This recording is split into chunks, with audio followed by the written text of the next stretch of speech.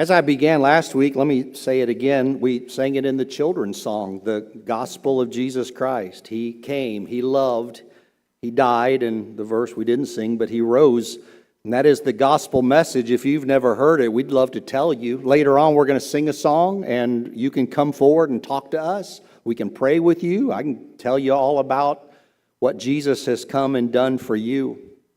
And you can respond as the early hearers first did. As they heard the good news, they responded to it in faith and changed their lives, repented of their sins, were immersed in water so that they could receive redemption and new life and the Spirit of God, and added to the kingdom, added to the body, added to the church.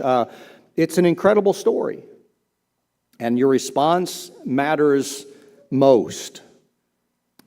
So when that time comes, please let us know if we can help you or tell you more. The rest of my time, though, is not going to be about that because we're in a family series talking about family. So I will do that for the rest of this time.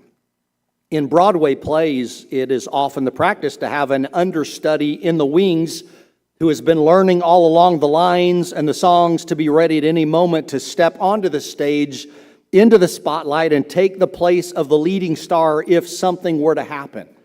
An article in the New York Theater Guide in July 2022 lists some of the well-known leads in Moulin Rouge, the musical, The Phantom of the Opera, Wicked, and Dear Evan Hansen, who began their Broadway careers as understudies.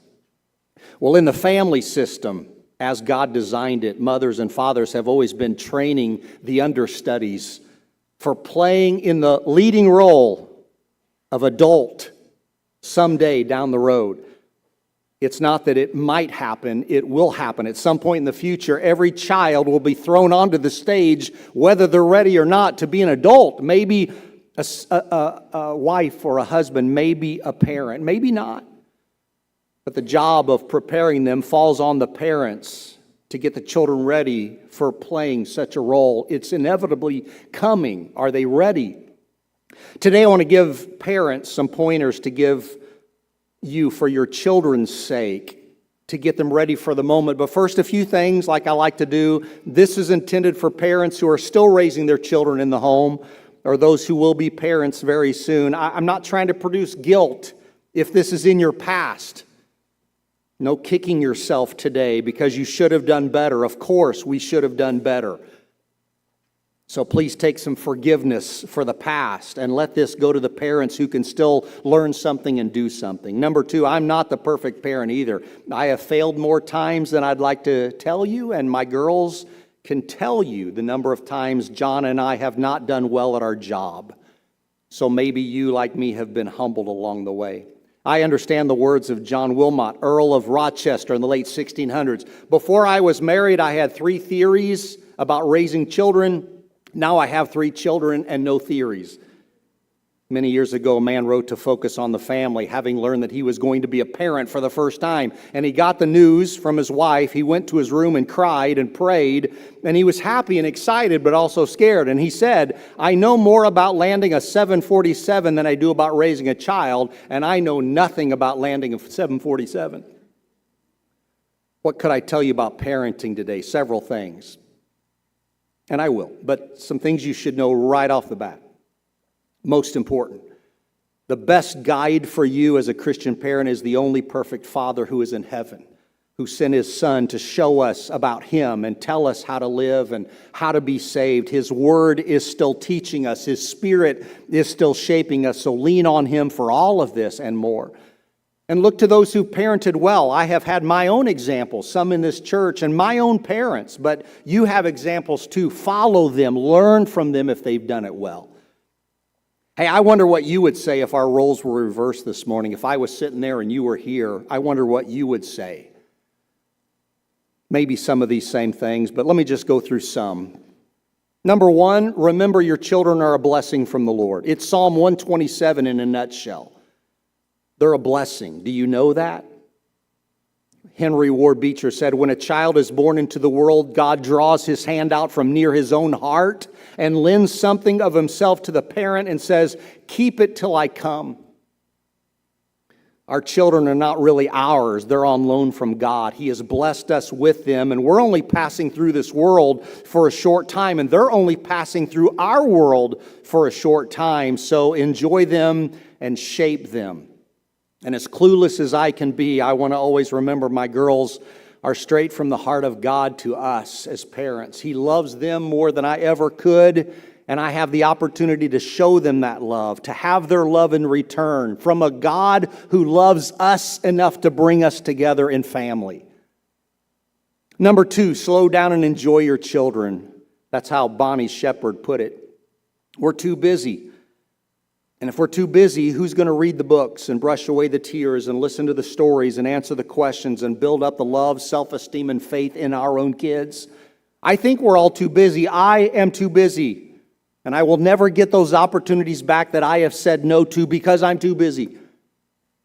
In our hurried world, somebody needs to be countercultural. We need to slow ourselves down and cherish what we have in front of us, because plenty of people in here can say it goes too fast, and it does.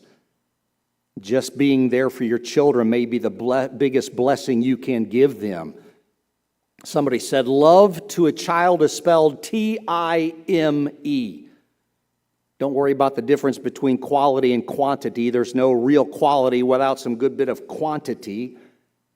And obviously, all parents have to work. Sometimes one, sometimes both, always the single parent. But a smaller paycheck at the end of the month, a littler house, an older car, some fewer things may not be so bad compared to the treasures we have in our children that we might lose opportunities with if we are not careful. I remember an old High and Lois cartoon in the Sunday paper, back when you had a Sunday paper. And it showed Ditto, the son, leaving the house of his friend Bobby after a sleepover. In the mansion they got to sleep in, and Ditto gets to his dad's car, and his dad said, "Did you have fun?" And Ditto says, "Yeah. We played in his game room. We hit balls in his batting cage. We went to his swimming pool." And Dad says, "Wow, is there anything that kid doesn't have?" "Yes," he answers. His father is away on business most of the time. And then he says, "Can we play some catch when we get home?" And his dad says, "Sure, buddy." And he hugs him. I remember very well speaking to 2 girls in our youth group in Texas, both good girls from good Christian families living a good life, but their dads were busy, out of town often. I asked them if they would give up their big houses and all the cool stuff if their dads could just be home more, and they said, without missing a beat, yes. I'm guessing this is hard for you to hear and me, because we have to provide for our families. And I don't always do it well with the 24 hours I have, but we've got to find balance between taking care of our kids through our jobs and being with our children, which is our primary job. Number 3, remember what is most important. In other words, don't sweat the small stuff. Irma Bombeck did a good job of this in her articles. This one first appeared in 1971. It hits home for me. When Mike was 3, he wanted a sandbox, and his father said, "There goes the yard. We'll have kids over here day and night, and they'll throw some sand in the flower beds, and cats will make a mess in it, and it'll kill the grass for sure." And Mike's mom said, "It'll come back." Mike was 5. He wanted a jungle gym set with swings that could take his breath away and bars to take him to the summit. And his dad said, "Good grief, I've seen those things in backyards. Do you know what they look like? Mud holes in a pasture. Kids digging their shoes in the ground. It'll kill the grass." And Mike's mom said, "It'll come back." Between breaths, when Dad was blowing up a plastic swimming pool, he warned, "You know what they're going to do in this place? They're going to condemn it, use it for a missile site. I hope you know what you're doing. They'll track water everywhere and have a million water fights, and you won't be able to take out the garbage without sleeping in mud up to your neck. When we take this down, we'll have only a brown lawn on the block." Mom said, "It'll come back." When Mike was 12, he volunteered his yard for a camp out. They hoisted the tents and drove in the spikes, and his father stood at the window and observed, "Why don't we just put the grass seed in a cereal bowl and the birds can help themselves? You know for a fact these tents and all those big feet are going to trample down every single blade of grass, don't you? Don't bother to answer. I know what you're going to say. It'll come back." The basketball hoop on the side of the garage attracted more crowds than the Olympics, and a small patch of lawn that started out with a barren spot the size of a garbage lid soon grew to encompass the entire side yard. And just when it looked as if the new seed might take root, winter came, sled runners beat it into ridges, and Mike's father shook his head and said, "I never asked for much in this life, only a patch of grass." And his wife smiled and said, "It'll come back." The lawn this fall was beautiful. It was green and alive and rolled out like a sponge carpet along the drive where Jim's shoes had trod, along the garage where bicycles used to fall, and around the flower beds where little boys used to dig with iced teaspoons. And Mike's father never saw it. He anxiously looked beyond the yard and asked with a catch in his voice, "He will come back, won't he?" Number 4, make your home a place where your spouse is honored above your children. My wife has taught me in this. I've watched her gently remind our girls at different times that mommy and daddy need time alone. It's good for us, which is also good for them. And too many moms and dads have put the emphasis on the children instead of each other. And when the family was introduced in the very beginning in Genesis, the marriage relationship preceded the parent-child relationship in that order, especially in priority, and it should always. In Ephesians, the instructions first go to the husband and wife before they are given to the children and parents. The husband and wife will continue after the children are gone, and if parents put their children on a pedestal and make them a greater priority, they may find the marriage can't sustain the weight of that. And some parents' relationships with their kids could almost be considered idolatry. One of your jobs, parents, is to make sure your children know that the world does not revolve around them. If you wrap your lives around theirs, you will teach them a lesson that will hurt them in the end. Victoria Mann says, if you raise your child to be the center of your universe, there are 3 predictable outcomes. 1, you'll raise a self-centered child that is manipulative, demanding, and unappreciative. 2, you'll guarantee the unhappiness of the child. And 3, you'll probably destroy your own marriage. You want to bless your child? You've probably heard it before, but the best thing you can do for your child is to love your spouse. Number 5, raise your children to know God. I know you know this, or I bet you have heard it before. Deuteronomy 6. These are the commands to Israel. Decrees and laws the Lord your God has directed me to teach you, Moses says, to observe in the land that you are crossing the Jordan to possess, so that you, your children, and their children after them may fear the Lord your God as long as you live, by keeping all these decrees and commands that I give you, and so you may enjoy long life. Hear, O Israel, he says. And you know the rest probably, but listen to this. The Lord our God, the Lord is one. Love the Lord your God with all your heart and with all your soul and with all your strength. These commandments I give you today are to be on your hearts, but impress them on your children. Talk about them when you sit at home and when you walk along the road and when you lie down and when you get up. Tie them as symbols on your hands, bind them on your foreheads, write them on the door frames of your houses and on your gates. And they did it. And we must do it. Your job, parents, is to tell your children about the Lord. It is your job to pass on your faith to them. It is your job, and if you don't do it, who will? And if it isn't done intentionally, it probably won't be done at all. The Lord said, impress them on your children. Tell them, often, always. There's not a wrong time to say something. Tell them about what the Lord has done and is doing and will do. Find the time, make the time, spend some time, take the time. Others may do it too, like grandparents and Bible school teachers and friends' parents, and God bless them all. But it is our job as parents. Don't leave it in the hands of the church first. You take it home and do it there first. I like later in the chapter, it says, when your son asks you, what's the meaning of this, Father? What God has commanded you? He said, you tell him, we were slaves in Egypt, and the Lord delivered us. Passing on faith is taking what God has been doing in the past and giving it to them who will hold on to it into the future. At some point, your children need this faith to be theirs. And I want to say something too to the fathers. Mothers, I think, come by this naturally. Especially single mothers have to, and other mothers in the home have to, but I want to put it back on fathers. We fathers have a job to do. This is our primary job to do. Paul singles out fathers in Ephesians 6. Fathers, don't exasperate or infuriate or frustrate your children. I have done those. But instead, here it comes, fathers, hear it, bring them up in the training and instruction of the Lord. Dads, hear the words, take it seriously, don't leave it to mom. I know I have not always done it well, but let's all step up and do this better. In all of my years of ministry, I've seen lots of parents who have intentionally trained their children to be successful. I may get in trouble for saying some of these things, but still I'll say it.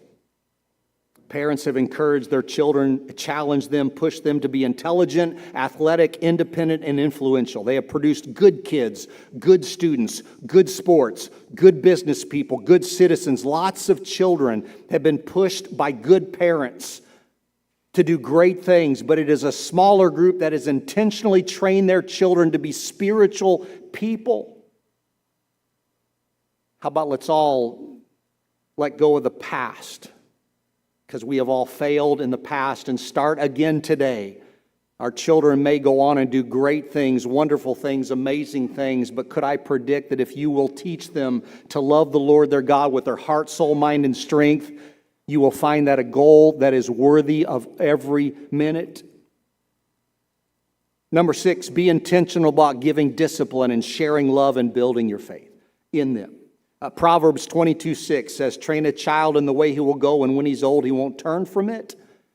That's not to beat people up, so please don't let that beat you up. It's just a rule. Training and instruction and discipline and love have to be intentional, because it doesn't just happen. And if you raise your children to be people of faith, they won't disappoint you in the end. I know there are exceptions. We all know the exceptions. A Christian adult can come out of a horribly ungodly home, and the best Christian parents can raise stinkers. But don't expect an exception when the rule is still the truth. There are lots of theories out there of how to raise your children. Some of you may remember Dr. Spock's work in the 50s and 60s. Debunked, thankfully, but they're still thought of as the permissive parenting that may work. Just let your kids do what they want. Again, I may get in trouble, I'll still say it. You want your children to have good teeth? Teach them to brush their teeth. You want your children to make good grades? Make them do their homework. You want them to be healthy? Tell them they have to eat their fruits and vegetables. You want them to walk out not naked into the public? Then put clothes on them and tell them they have to wear them. And if you want your children to have faith, then make them go to church. I know they'll all get older and they'll get to decide someday, but while they're in my house and under my lead, they will go to church, and more than just go to church. I don't understand some parents who say, and please don't be offended, I don't want to force my children to go to church because they may resent it someday. Yes, they may. And they may stop brushing their teeth and eating healthy and wearing clothes in public. But we'll still force them when they're young. Freedom may make them crazy when they're older, but then again, they may just grow up to be disciplined people, good people, healthy people, godly people, if we will train them when they're young. I didn't have a choice when I was a child. Maybe you did. My parents took us to church. Always. Always. I knew my parents were different than some others, and church was not somewhere we went on a Sunday. We lived church.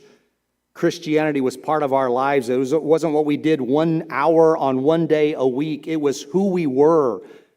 I know some kids don't want to go to church. Probably every kid at some point says, I don't want to go to church. And the parents may say, I agree. Me either.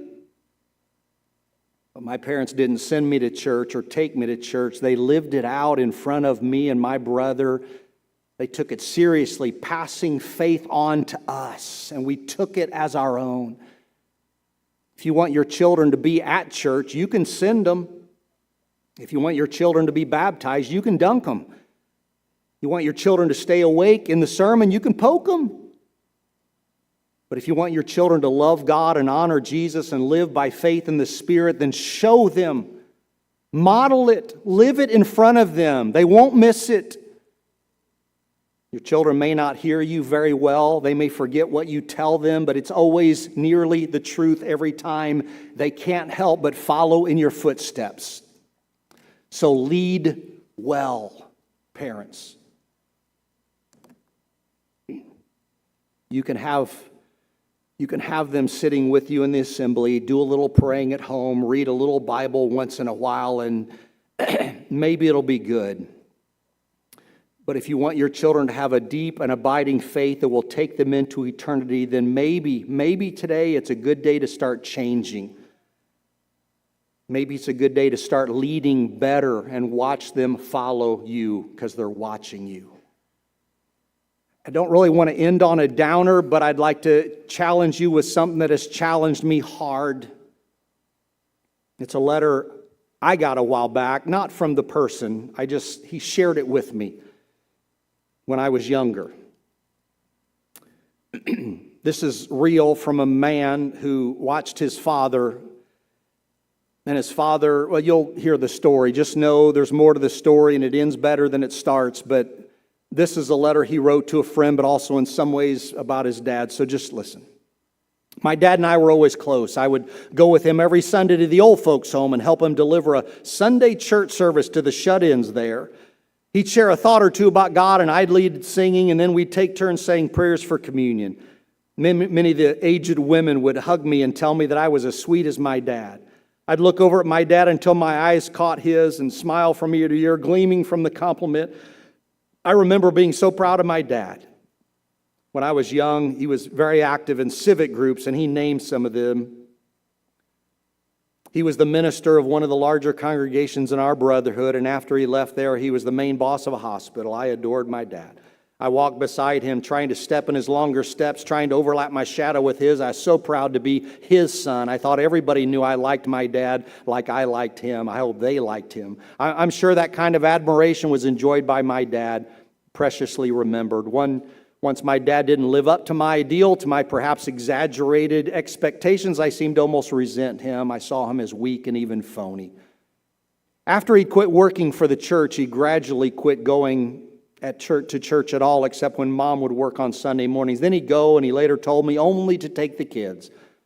I remember this same dad whom I had admired so much for his strength and gentleness, his love for people and for God, now sitting on the very last row with his legs stretched out into the aisle, his arms folded across his chest, and his head nodding back and forth as he slept.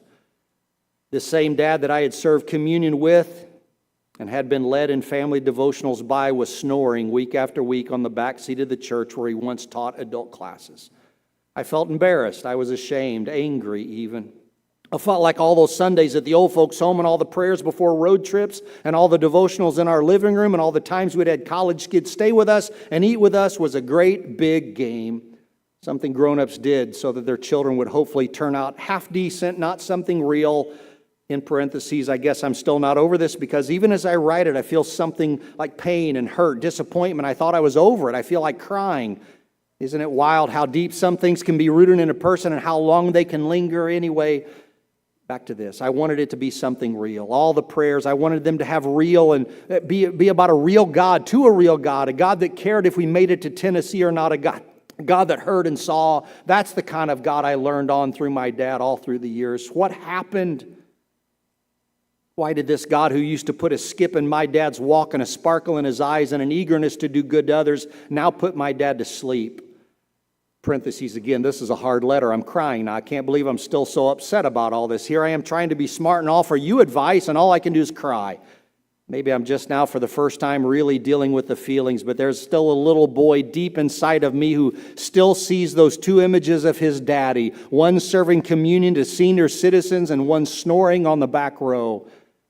That little boy is still troubled and greatly confused, and he's having a heart-to-heart with a piece of paper. I know that may sound like a downer, but could I tell you that has challenged me hard? Parents, I hope you understand the great responsibility God has given you. There is no one in this world who has more power to bless or curse our children than we do. Hundreds of others may influence our children, but none of those will ever surpass what we have done for and to our children. Again, God forgive us for our past. I have failed too. But God bless us all for what we do. You, please, keep up the good work. Don't let that be you. Let the fire live inside you. Take the torch that is lit and burning brightly and pass it to your kids intentionally. Maybe some things have not been good in our past. God help us for that. But let's find forgiveness for that, let it go and start again today, because I can do better too. And may God help us all be better parents and point all of our children to the only perfect parent there ever has been and ever will be, God our Father. Let's do it, huh? Together. Let's stand and sing this song. My Jesus.